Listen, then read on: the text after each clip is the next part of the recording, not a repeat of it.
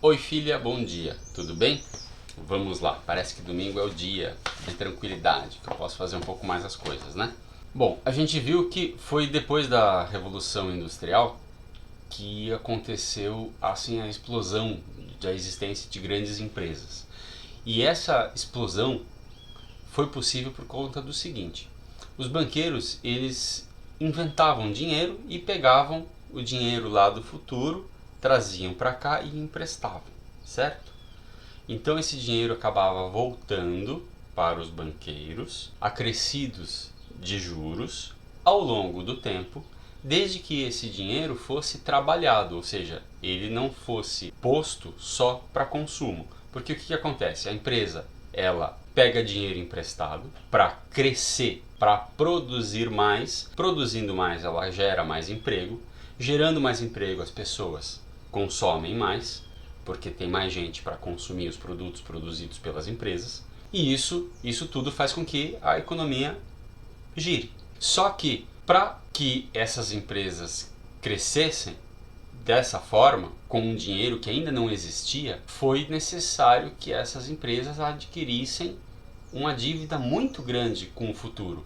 Um negócio desse não é possível num sistema econômico como o da prisão lá, baseado nos cigarros, porque você só consegue emprestar cigarros que existem. Cigarros que não existem, como é que você vai emprestar? Então aí surge um problema. Se você tem uma economia baseada em bens, só os bens que existem, você não consegue gerar aquela riqueza que todos querem para você gerar o desenvolvimento rápido.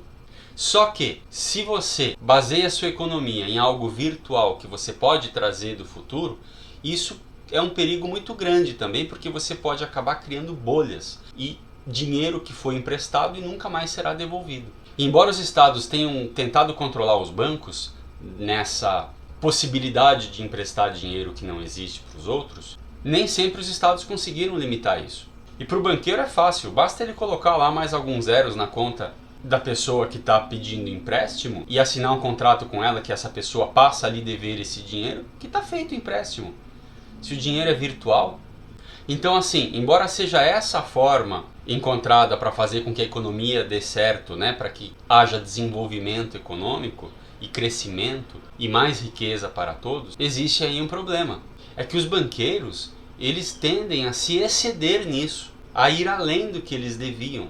Fala, não, mas tem o Estado para controlar. Sim, mas o Estado para controlar, nós sabemos que os políticos que comandam o Estado e os bancos do país estão bem pertinho um do outro, porque uns obedecem aos outros, porque esses outros financiam as campanhas políticas para que esses uns ganhem as eleições. Então é tudo muito complicado de você resolver. É como se os políticos, na verdade, fossem empregados dos bancos. Ou se busca o interesse público, por princípio, acontece que não é assim que as coisas andam, geralmente, porque o ser humano é ganancioso e não está nem aí para o outro, muitas vezes, infelizmente.